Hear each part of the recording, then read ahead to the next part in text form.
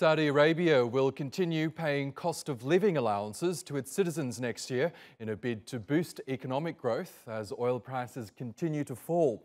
Unveiling the kingdom's 2019 budget, King Salman promised to extend the handouts worth more than $13 billion, which account for more than half of the projected budget deficit of 4.2% of GDP. Now, government spending will increase by more than 7% to $295 billion. Analysts say the kingdom's focus is on fueling the economy. That could help shore up support for the royal family after the killing of journalist Jamal Khashoggi in October, which sparked an international backlash. Civil servants and military personnel will receive $266 a month as part of the allowance. And Riyadh's also continuing allowances for pensioners and people on social security, while student benefits will increase by 10%. And joining us now from Jacksonville, Florida is Ellen Wald. She wrote a book on the Saudi economy called Saudi Inc. And she's also the president of the energy consulting firm Transversal Consulting.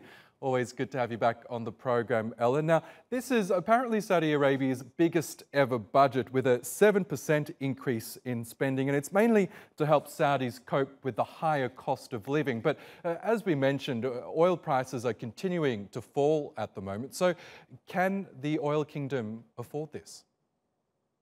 The short answer is yes, they can afford this. And part of the reason is that they don't have that large of a budget deficit as it is. I think in 2018, their budget deficit was maybe 4.6% of GDP, and they've still got foreign cash reserves. I think back in 2015, they were something like $800 billion in foreign cash reserves. So the truth is that they can afford to continue some deficit spending, and it's probably not a bad idea considering the fact that unemployment there is still 12% higher in youth unemployment, and economic growth is sluggish. So if they pulled back on their spending, they could end up sending their economy into a full-blown recession. And we did see that in 2015 when they kind of suddenly reversed course and tried to make a lot of cuts, and it really had a very negative effect on the economy.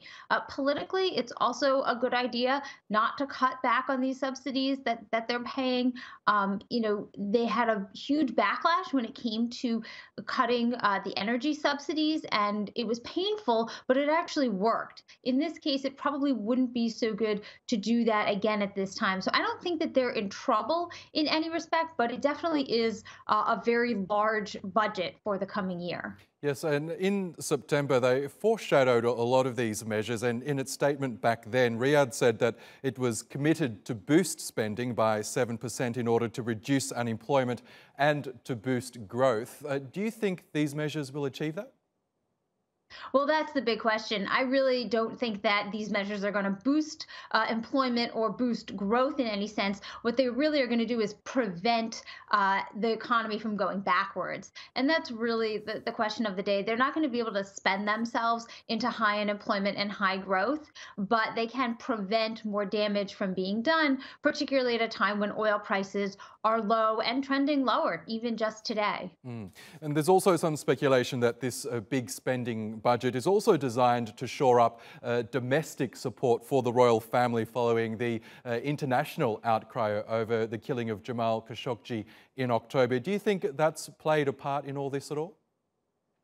I'm sure it's definitely part of the calculus. There was definitely backlash when they cut the fuel subsidies and when we saw that happening, and that's not what they want right now. So what they're doing is they're not necessarily trying to shore up support, but I think they're trying to protect what they have and not cause any further disappointment or dissatisfaction with the monarchy. Yes, and higher energy prices, as you mentioned, a 5% value-added tax and penalties for using foreign labour are just some of the measures that Crown Prince Mohammed bin Salman has introduced in order to move the Saudi economy away from oil. Do you think this budget is on track for that vision, the Vision 2030 that is outlined?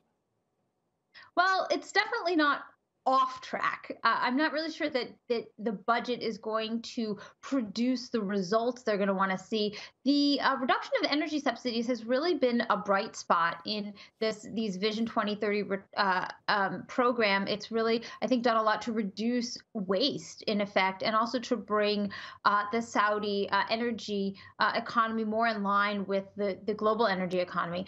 But when it comes to the tax on foreign workers, that really doesn't seem to have worked out the way they wanted it to. And they may, in fact, be reevaluating that program. And if they do, it could have some beneficial effects for the Saudi economy, but not necessarily for Saudi employment. Interesting. Okay, Ellen Wald, we will have to leave it there, but it's always lovely to have you on. Thank you.